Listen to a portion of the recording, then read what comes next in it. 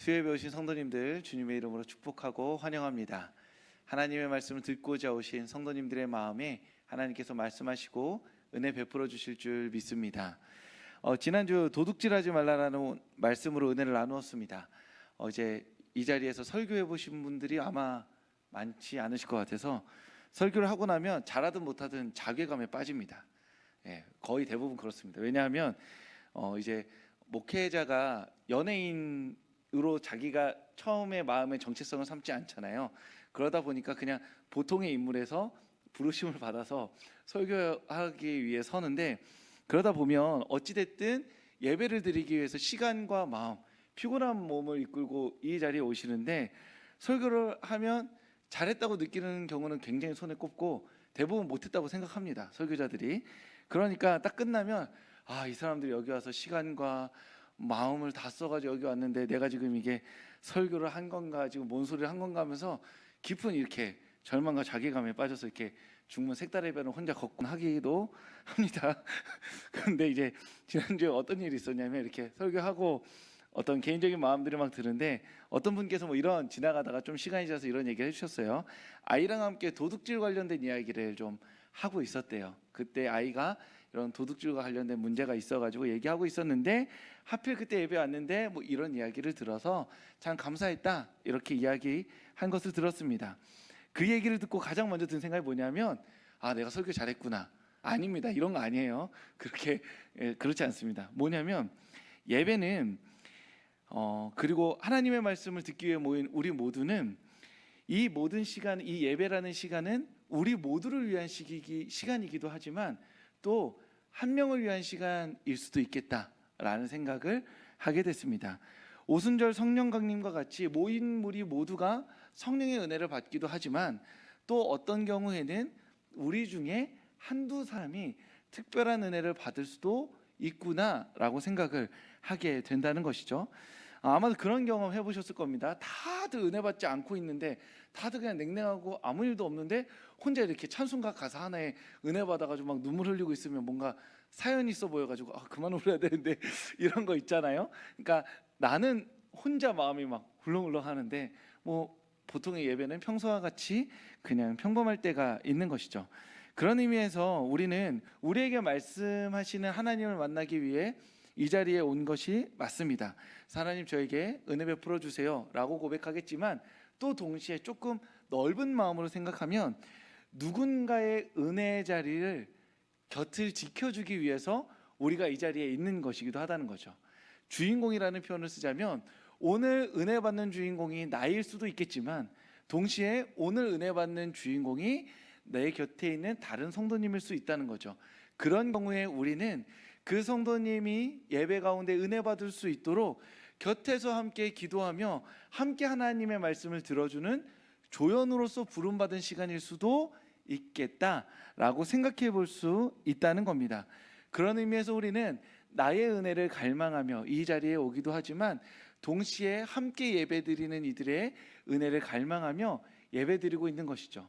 어떤 날은 내가 주연이지만, 은혜의 주인공이지만, 어떤 날에는 은혜의 조연으로서 다른 이의 은혜 받기를 바라며 기도하기 위해 우리가 이 자리 가운데 주님께서 부르신 수도 있다라고 말씀을 드리고 싶었습니다.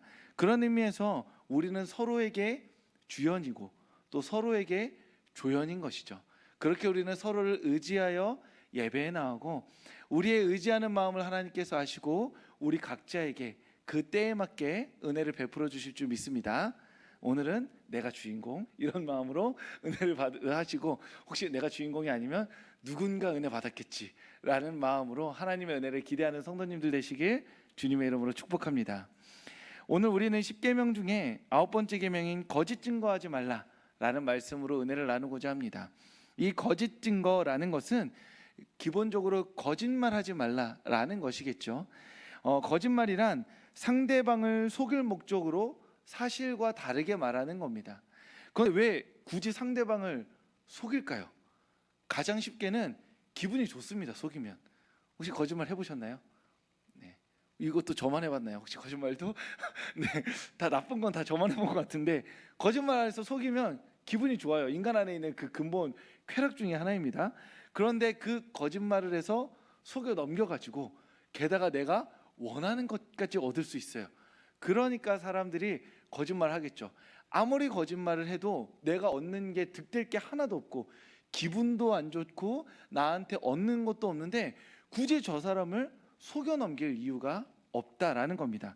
그래서 거짓말을 다른 말로 하자면 상대방을 속여서 내가 원하는 것을 얻고자 할 때 그때 사실과 다르게 말하는 것이 바로 거짓말이 되는 겁니다.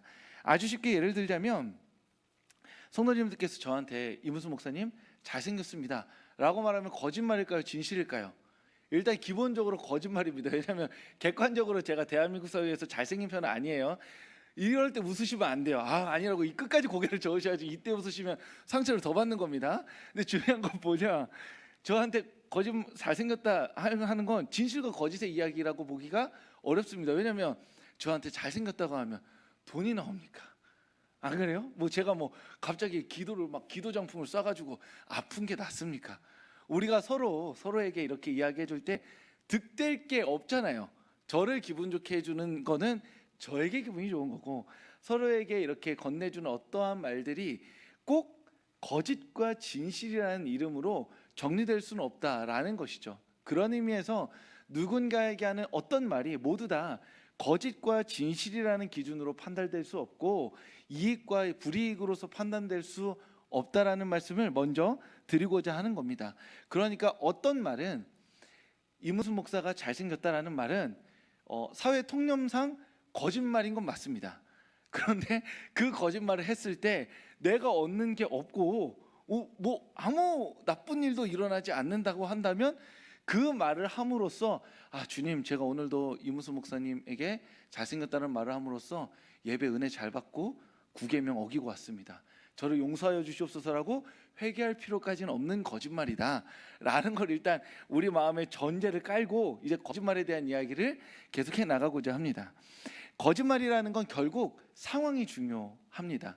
방금 말씀드렸듯 저에 대한 어떤 칭찬이나 긍정적인 말들이 상황과 맥락 안에서 넘어갈 수 있는, 구계명을 어긴 게 아닌 게 되는 것처럼 어떤 상황에서 거짓말은 하나님의 큰 심판과 진노를 불러일으키는 행위가 된다는 것이죠. 크게 성경에서는 우리가 거짓말 때문에 일어난 사건 세 가지를 알아볼 수 있는데요. 첫 번째는 창세기 3장 1절 말씀입니다. 우리 구약성경 창세기 3장 1절 말씀 우리 한 목소리로 읽어보도록 하겠습니다. 그런데 뱀은 여호와 하나님이 지으신 들짐승 중에 가장 간교하니라. 뱀이 여자에게 물어 이르되 하나님이 참으로 너희에게 동산 모든 나무의 열매를 먹지 말라 하시더냐. 아멘. 뱀이 거짓말을 합니다. 이 거짓말을 통해 뱀이 얻고자 하는 목적은 두 가지인데요. 하나는 하나님의 뜻을 막는 겁니다. 아담과 하와가 선악과를 먹지 말라는 하나님의 뜻을 지키면 하나님의 뜻이 성취되는 거죠. 그런데 선악과를 먹어버리면 하나님의 뜻, 하나님의 계획이 어그러지게 됩니다. 거짓말을 함으로써 하나님의 뜻이 이루어지지 않게 하고자 하는 것이 바로 뱀의 첫 번째 목적이었죠. 그리고 두 번째 목적은 무엇이냐면 아담과 하와가 서로 싸우는 겁니다. 불신하고 저주하게 하는 거죠.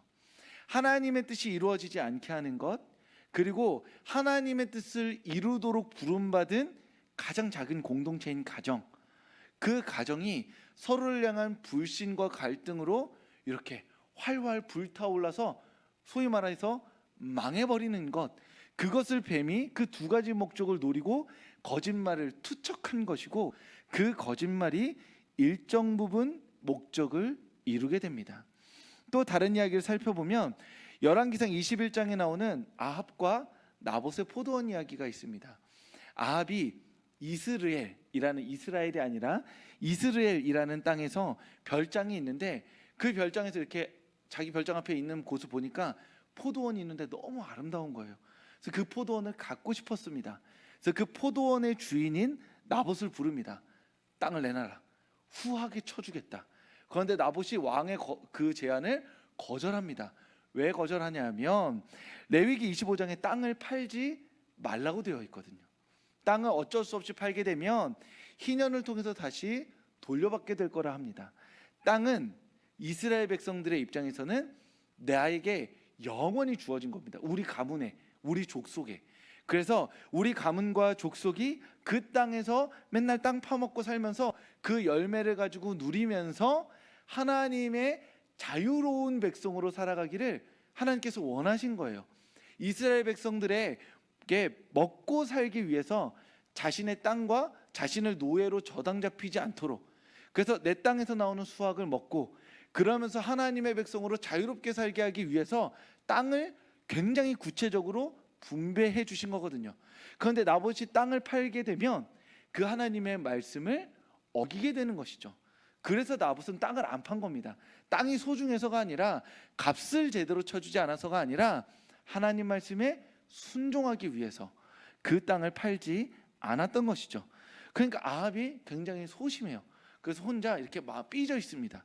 왕이면 솔직히 말하면 왕이니까 나쁜 왕이거든요.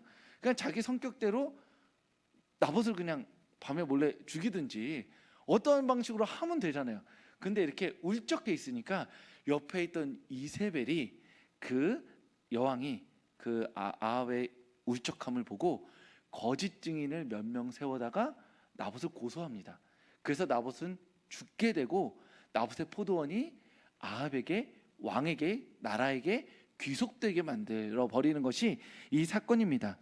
이 핵심 이야기에서 거짓말을 통해 나봇을 죽이게 되는 건데, 여기에서도 거짓말의 목적이 앞선 이야기와 같이 두 가지입니다. 첫째는 무엇이냐면 하나님의 뜻이 이루어지지 않게 하는 거예요.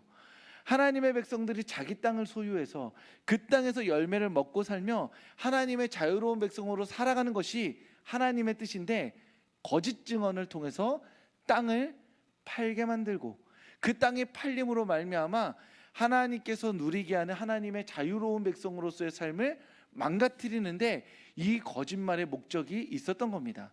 그리고 또 하나의 목적은 앞서 말씀드렸던 것과 동일하게 그 이스라엘 나라의 공동체의 불신이 가득 차게 되죠.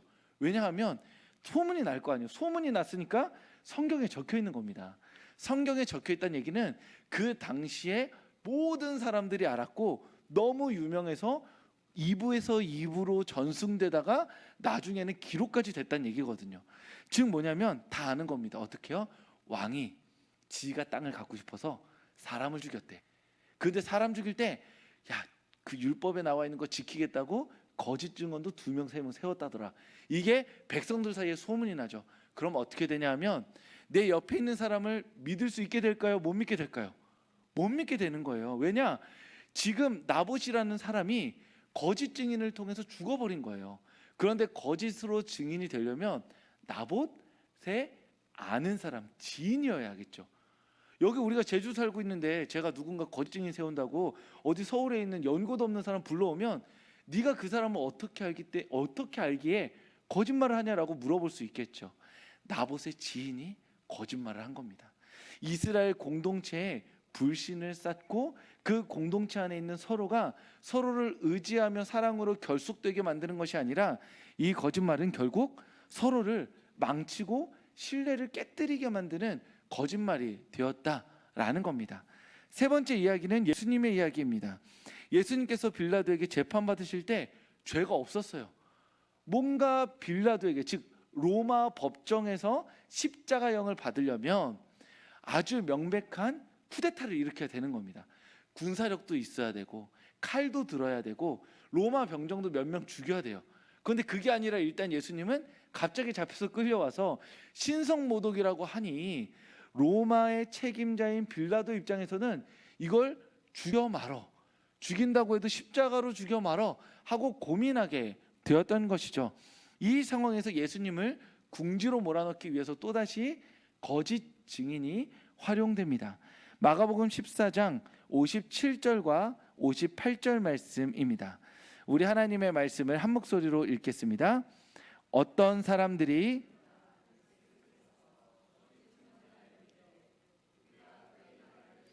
손으로 지은 이 성전을 내가 헐고 손으로 짓지 아니한 다른 성전을 사흘 동안에 지으리라 하더라. 아멘. 지금 이 거짓 증언에서 증언을 사용해서 예수님을 죽이고자 하는 시도가 시작되죠.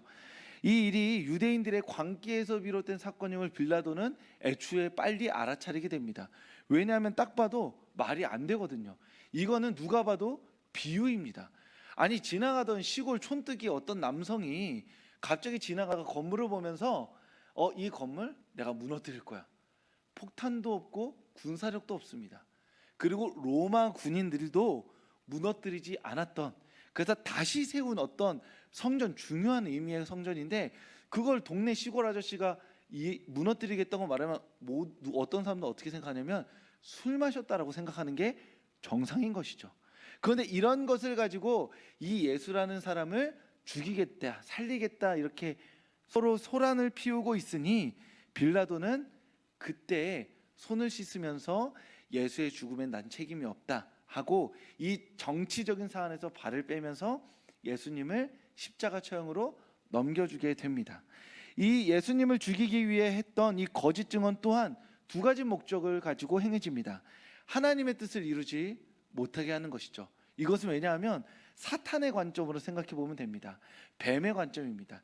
예수님이 계속해서 살아서 자신의 세력을 늘리고 하나님의 말씀을 설파하고, 그래서 이스라엘이 하나님의 나라가 되어버린다면 사탄의 입장에서는 하나님의 뜻을 모르는 관점에서 무언가 계속 큰 일이 일어나는 거죠. 예수님이라는 하나님의 아들이 이 세상을 장악해버리면 자신이 큰 일이 나게 되는 겁니다. 그래서 예수님을 죽임으로 인해서 하나님의 뜻을 막기 위해 거짓 증언을 사용하게 된 것이죠. 그리고 또한 나봇의 포도원 때와 같이 무고한 사람을 거짓 증인을 세워서 죽이게 됨으로써 이스라엘 백성들에게 다시 한번 너희 누구도 믿을 수 없다라는 것을 확인시켜 줍니다. 여러분 생각해 보세요. 예수님에게 거짓으로 증언하기 위해서 모인 그 두 사람들, 세 사람들 입장에서 그 세 사람들도 이 세상을 믿을 수 있을까요? 못 믿겠죠. 왜냐하면 내가 거짓 증언을 해서 무고한 예수님을 십자가에 달려 죽게 했잖아요. 그러면 거짓 증언을 한 사람부터 이 세상은 거짓으로 이루어진 세상이라고 믿게 되지요. 그런 사람들이 세상을 거짓으로 채워나가게 되는 겁니다. 즉 이스라엘 백성들에게 다시 한번 이 세상은 하나님의 말씀으로 세워지는 세상이 아니라 거짓말로 승승장구할 수 있는 세상임을 이 사탄은 보여주고자 했기 때문에 이 거짓 증언을 사용하게 된 것입니다. 앞서 우리는 세 개의 사건을 살펴보았습니다. 즉 거짓말이 일으키는 두 가지 중요한 목적이 있는데, 하나는 하나님의 뜻을 망가뜨리는 것, 가로막는 것, 그리고 두 번째 말씀으로 형성된 공동체를 파괴하는 것. 그 말을 우리는 거짓말이라고 말할 수 있는 겁니다. 그런 의미에서 앞서 말했던 것처럼 이문순 목사님 잘생겼습니다는 거짓말일까요? 아닐까요? 사회 통념상 거짓말은 맞습니다. 그런데 오늘 말씀을 훑어봤을 때는 거짓말이 아니겠죠. 왜냐하면 제가 잘생겼다고 말한다고 해서 하나님의 뜻이 가로막히는 거 아닙니다. 절대 아니에요. 그렇지도 않고, 근데 혹시나 왜 이문수 목사님 잘생기지 않았는데 왜 시험 들게 자꾸 성도님들이 잘생겼다고 하느냐라고 말하면 그건 거짓말이 되는 거죠. 이해되시죠? 거짓말을 우리가 어떤 말을 거짓말이다라고 기준을 삼을 때 성경에 나와 있는 이야기를 통해서 하나님의 뜻을 가로막고 공동체를 깨트리는 말을 거짓말이라 하자라고 이야기하고 있는 것입니다. 거짓 증언하지 말라는 9계명은 하나님의 뜻이 이 세상 가운데 이루어지게 하기 위해서 하나님께서 우리에게 말이라는 도구를 주셨는데, 그 말이라는 도구를 통하여서 이 땅 가운데 하나님의 뜻을 이루고 하나님의 공동체를 세워가라는 그 하나님의 뜻을 이루기 위해서 하지 말아야 할 목록으로서 거짓 증언을 주님께서 우리에게 말씀해주고 계신 것입니다. 그리고 이것은 오늘 하나님의 백성들로 모인 교회 안에서도 우리가 적용해 볼 수 있는 말씀인 것이죠. 우리는 교회 내에서 서로를 향해 거짓말하면 안 됩니다. 앞서 말씀드렸던 기준입니다. 하나님의 뜻을 막거나 공동체를 파괴하는 말인 것이죠. 그런 의미에서 거짓된 말들의 정보를 옮겨서도 안 되고, 자신의 말이 진짜인지 아닌지도 모르는데 일단 진짜인 것 같다고 할 때도 말해서는 안 되죠. 그런 의미에서 교회의 가장 큰 미덕 중에 하나는 침묵입니다. 서로에게 이야기할 때 결국 우리는 함께 모여서 서로에 대한 이야기를 하게 되고, 서로에 대한 이야기를 하다 보면 정보가 담기게 되고, 정보가 담기게 되면 불확실한 정보가 담길 가능성이 높아지기 때문에 그 불확실한 정보로 말미암아 서로의 마음을 상하게 하게 되고, 그러다 보면 결국 우리가 더 많은 말을 하기보다는 침묵하는 것이 우리가 교회에서 할 수 있는 어떤 미덕 중에 하나가 아닐까라고 생각하게 된다는 것이죠. 제가 늘 반복해서 말씀드리지만 제가 정말 존경하고 사랑하고 아끼는 스승님 세 분 중에 한 분이 교회를 개척해서 일정 규모 이상의 교회를 해신 적이 있었습니다. 그때 그 목사님께서 늘 말씀하셨던 게 자기는 구역 모임을 없앴다. 자기가 개척했으니까 된 거예요. 그래서 왜 구역 모임을 없애셨어요 하니까 그 당시에 구역 모임은 오전에 모이는 시간이었어요. 이제 여성들을 중심으로, 일을 안 하던 여성들을 중심으로, 아주 옛날이니까요. 그렇기 때문에 일을 안 하시는 여성분들이 모여서 자기가 보니까 그 구역 모임에서 자신은 하나님의 말씀을 나누고 기도하고 빨리 흩어졌으면 좋겠는데, 그분이 교회를 개척해서 보니 그 시간에 모여서 미주알 고주알 얘기를 너무 많이 하더라. 그 지켜보니까 너무 안 좋은 얘기들이 많다는 거예요. 남편 욕부터 시작해서 시댁 욕으로 갔다가, 그래서 이제 서로 막 이렇게, 그리고 나서 이렇게 괜히 집에 돌아오면 내가 괜히 이렇게 했나 하면서 죄책감 들고, 목사님에게 전화해서 저희가 구역 모임 때 이렇게 얘기했는데 제가 너무 많이 말한 것 같아요 라고 말해서 막 이야기가 막 일파만파 되니 구역 모임 없앴다 라고 이야기하셨습니다. 어떠세요? 구역 모임을 저희도 없애볼까요? 꼭 그럴 필요까지는 없겠죠. 근데 왜 없애려고 했는지, 없앤 사람이 있는지는 이해가 되셨죠? 거짓말하지 말라고 할 때 우리가 이런 말들을 머릿속에 떠오르는 겁니다. 아마 성도님들 머릿속에 지나가는 말들이 있으실 거예요. 어떤 것이, 제가 여기서 구체적으로 이 거짓말 하지 마세요, 저 거짓말 하지 마세요라고 구체적으로 얘기를 안 드려도 우리 속에 떠다니는, 머릿속에 떠다니는 그 모든 말들 하나님께서 하지 말라라고 말씀하고 계신 겁니다. 그런데 이 말을 뒤집어 보면 우리가 자 거짓말하지 않겠습니다라고 하면 사실 할 말이 없어져요. 그렇죠? 우리 솔직히 말하면 뒷담화가 너무 재밌잖아요.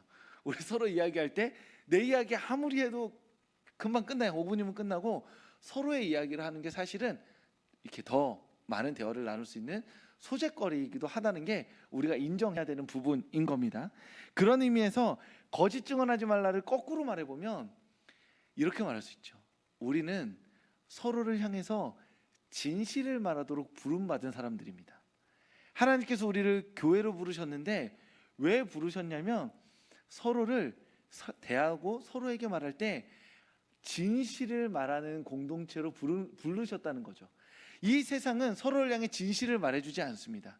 그런데 교회는 진실을 말하라, 거짓말하지 말고 진실을 말함으로써 하나님의 공동체가 되고 하나님의 뜻을 성취하라 라고 하나님께서 우리를 이 자리 가운데 불러주신 겁니다. 아주 쉬운 예로 교회에서 밥이 나왔습니다. 늘 밥 얘기를 하죠. 그런데 맛이 없어요. 짭니다. 그러면 뭐라고 해야 될까요? 밥이 없어, 짜요. 그럼 이제부터 할 말이 없어지죠. 어떻게 말해야 될까? 그럼 말 안 하면 됩니다. 말 안 하면 되잖아요. 근데 꼭 말을 하고 싶어서 안달이 나는 사람이 있어요. 아니 그냥 맛있게 먹고 가만히 있으면 되는데 우리는 꼭 말을 하고 싶어요. 그러면 우리는 음식이라는 걸 볼 때 우리가 어떤 눈으로 보냐면 음식을 맛으로 봅니다. 그래서 음식에 대해서 말할 때 맛을 말해야 된다고 생각해서 맛에 대한 평가를 이야기해야 되고, 맛에 대한 평가를 얘기하면서 짜네, 안 짜네, 맛이 있네, 없네를 말하게 된다는 것이죠. 그런데 그건 거짓말이 아니고 일정 부분 진실입니다. 내 입맛에서 음식이 짤 수도 있고 맛이 있을 수도 없을 수도 있으니까요. 그런데 우리는, 그리스도인은 진실을 말하는 공동체잖아요. 우리가 이 말을 잘못 착각하면 모든 것을 팩트로, 사실로만 말해야 된다고 생각하는데 그렇지 않다는 거예요. 무엇이냐면 교회 안에서 음식을 보면 우리가 음식과 맛을 보는 게 아니라 우리가 그 음식을 만드신 성도님들을 돈 주고 고용한 게 아니잖아요. 여러분 모르셨죠? 모르셨죠? 돈 안 드립니다. 네, 안 드려요. 자신의 땀과 수고와 눈물과 헌신을 바쳐서 주일날 예배 온 성도님들을 섬기기 위해서 음식을 하시는 거예요. 짜면 그 성도님이 하면 됩니다. 근데 아무도 짜니까 제가 하겠습니다라고 말하는 사람 한 명도 못 봤어요. 짜다가 말하고 징징거리면서 나가지. 그러면 우리가 음식을 볼 때, 교회 안에서 음식을 볼 때 뭘 보죠? 맛을 보는 게 아니에요. 주일날 교회를 섬기기 위해서, 하나님의 말씀에 순종하기 위해서, 사랑으로 교회를 섬기기 위해서 수고하고 헌신하는 성도님의 땀을 보는 겁니다. 우리는 음식에서 백종원을 보는 게 아니에요. 성도님을 보는 거죠. 그럼으로써 우리는 진실을 말하게 되는 겁니다. 음식을 만드시느라 고생하셨고 정말 맛있게 먹겠습니다. 음식이 짜고 안 짜고는 중요해지지, 이제부터는 중요한 게 아니에요. 우리는 그 음식을 만드신 성도님의 사랑을 먹는 거죠. 수고를 먹는 겁니다. 헌신을 먹는 거예요. 음식만일까요? 교사로서도, 교육부서든 예배든 모든 순간에 마찬가지입니다. 우리가 느끼기에는 다 마음에 안 들 수 있어요. 이건 왜 그래? 저건 왜 그래? 이건 뭐야? 저건 뭐야? 교회가 돈이 있으면 이렇게 써야지, 마음이 있으면 이래야지, 사랑이 있으면 이래야지 하고 다 모든 것을 내가 가진 말의 칼로 찔러볼 수 있어요. 그런데 다시 한번 생각해 보세요. 교회가 오늘의 교회에 이르기까지 이렇게 교회 모양을 갖추고 모양새가 다듬어지고 여전히 주일날 교회가 교회되기 위해서 보이지 않는 무수히 많은 사람들이 수고하고 헌신하는 겁니다. 그 모든 수고와 헌신을 보아야 하는 거예요. 그것이 진실을 말하는 겁니다. 그래서 어찌 보면 진실과 거짓을 말할 때, 우리가 진실에 대해서 말해야 되고 거짓말하지 말아야 된다고 할 때 우리가 맞아, 진실만을 말하자, 거짓말을 말하자 하고 머릿속에 생각하는 것이 아니라 우리가 가장 먼저 해야 될 건 기도이죠. 하나님, 성령 충만한 눈을 주세요. 성령 충만한 마음을 주세요. 내가 마주한 교회 안에서의 모든 사람들과 모든 일들 가운데 하나님이 하시는 일들을 볼 수 있는 눈을 저에게 허락하여 주시옵소서. 그래서 그 눈을 가지고 거짓을 말하지 않고 진실을 말하게 하여 주시옵소서 라고 우리는 기도해야 한다는 겁니다. 거짓을 말하든 진실을 말하든 중요한 건 혀나 생각을 말하기 이전에 우리가 기도함으로써 우리의 눈이, 시선이 바뀌기를 기도해야 하는 겁니다. 눈이 바뀌면, 그래서 내가 눈으로 보면서 내 이기심과 욕망을 얻어내기 위해서 세상을 보는 눈이라면 그 사람은 모든 말을 거짓이든 진실이든 내 욕망을 얻어내기 위한 말로 바꾸어 버립니다. 그 사람의 말은 이제부터 거짓말이든 진실이든 중요하지 않아요. 그 말이 내 욕망과 이기심을 채워주는 말이냐 아니냐만 남게 되는 겁니다. 그런데 만약 그 사람이 성령 충만하여서 이 세상을 하나님의 눈으로 바라본다면 이제 그때부터 거짓말과 진실의 말을 구분하여 사용할 수 있게 되는 것이죠. 교회 내에서 서로를 바라볼 때 하나님의 관계를 깨트리는 거짓말을 옮기지 않게 될 것이고, 하나님의 뜻을 세우는 진실한 말을 하기 위해 노력하게 될 것입니다. 그때 그 사람은, 성령 충만하여서 눈이 바뀐 그 사람은 바로 그제서야 거짓말을 하지 않게 되고 진실한 말을 하게 되는 하나님의 사람이 된다라는 겁니다. 마지막으로 한 가지 더 말씀드리겠습니다. 제가 너무 인상 깊었던 20대 20살 시절의 이야기입니다. 제가 보기에 그분은 예쁘지 않았습니다. 저보다 3학년 선배였는데 제가 보기엔 제 눈에 매력적이지 않았어요. 근데 그분이 어느 날 스카프를 하나 메고 왔어요. 봄인가? 제 입장에선 이렇게 선명하게 생각나는 건 정말로 저에게 충격적인 사건이었기 때문입니다. 봄에 스카프를 했어요. 그때 저는 이해를 못했습니다. 더워 죽겠는데 왜 스카프를 하지? 딱 동아리 방에 들어왔어요. 근데 저는 딱 보자마자 별로 안 예쁜데? 근데 말을 안 했죠. 난리가 난 거예요. 동아리 방에 있던 누나들이, 1학년부터 3학년 누나들이 너무 예쁘다고. 어디서 샀냐부터 한 20분을 계속 칭찬을 막. 그래서 제가 보면서 아니 하나도 안 예쁜데 왜 저러지? 아니 어디가 예쁜 거야? 이 봄에 날씨에도 안 맞는 것 같고 그렇게 생각했어요. 그리고 나서 며칠 뒤에 제가 옷을 새로 샀습니다. 근데 대단한 옷을 산 게 아니에요. 그냥 티셔츠를 산 거예요. 그걸 동아리방을 들어가는데 그 동아리방에 있던 누나들이 문순아 너무 예쁘다고 칭찬을 막 하는데, 그때 약간 처음에 기분이 막 좋다가 이거 며칠 전에 그 누나가 겪었던 그 상황인데 이렇게 되는 거예요. 그때 뒤통수를 한 대 맞은 것 같았어요. 첫째, 이 사람도 거짓말하고 있다. 다 같이 거짓말하고 있다. 안 예쁜데 거짓말하고 있다는데, 지나고 나니 생각하니 어떤 거냐면 환대하고 싶은 거예요. 이문순이 반가운 거예요. 그 누나가 반가운 겁니다. 근데 그 사람이 스타일의 변화를 줬어요. 그냥 아무것도 안 하고 옷을 그냥 거지같이 입든 예쁘게 입든 아무 상관이 없어요. 그 사람이 들어오는 것 자체, 그 사람을 사랑하는 마음으로 환대하고 싶은데 그 사람이 그날따라 안 하던 스카프를 한 거예요. 그러면 스카프를 예쁘다고 티셔츠를 다른 걸 입고 온 거예요. 그러면 그 사람들이 기다린 건 제 티셔츠가 아니겠죠. 이문순이라는 한 사람인 겁니다. 우리 공동체에 새로 들어온 신입생인 거예요.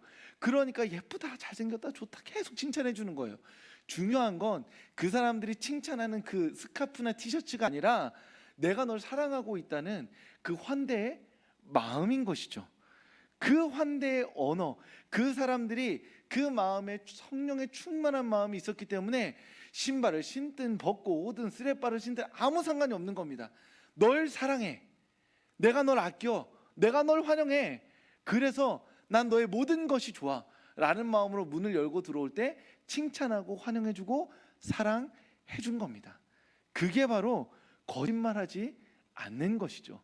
진실을 말하는 겁니다. 성령 충만함으로 상대방을 하나님의 형상으로 봄으로써 그 사람을 환대하는 것, 그 사람을 향해서 하나님의 형상으로서의 진리를 선포해 주는 것, 그것이 바로 진실을 말하는 것이고 거짓말을 말하지 않는 것이라는 것이죠. 수요 기도에 오신 성도님들, 하나님께서 거짓 증언하지 말라 하십니다. 서로를 향해서 굳이 확인되지 않은 말들, 굳이 그 사람을 깎아내리는 말들, 분명히 내 마음의 그 근본에 그 사람을 조금이라도 헐뜯고자 하는 마음으로 꺼내어지는 그런 말들 굳이 하실 필요 없습니다. 하나님께서 그 말 거짓 증거하지 말라고 그렇게 단호하게 그러한 말들 할 필요 없다고 우리에게 말씀하고 계십니다. 우리가 확인되지 않은 거짓말을 옮길 때에 우리는 아담과 하와에게 선악과를 권한 뱀이 되는 것이고 나봇을 죽음으로 이끈 이세벨이 되는 것이며 예수님을 십자가에 못 박은 유대인들이 되는 것입니다. 그러니 우리 간에 하나님 내 안에 거짓말을 끊어내게 하시고 거짓말해 주는 쾌락과 즐거움을 거두게 하시고 그 제가 꺼내야 할 말이 없다면 침묵하게 하시고 나아가서는 하나님의 형상으로 서로를 바라봄으로 진리를, 진실을, 환대의 언어를 말하는 제가 되게 하여 주시옵소서. 그렇게 기도함으로써 하나님의 계명에 순종해 나가는 하나님의 백성들 되시기를 주님의 이름으로 축복합니다.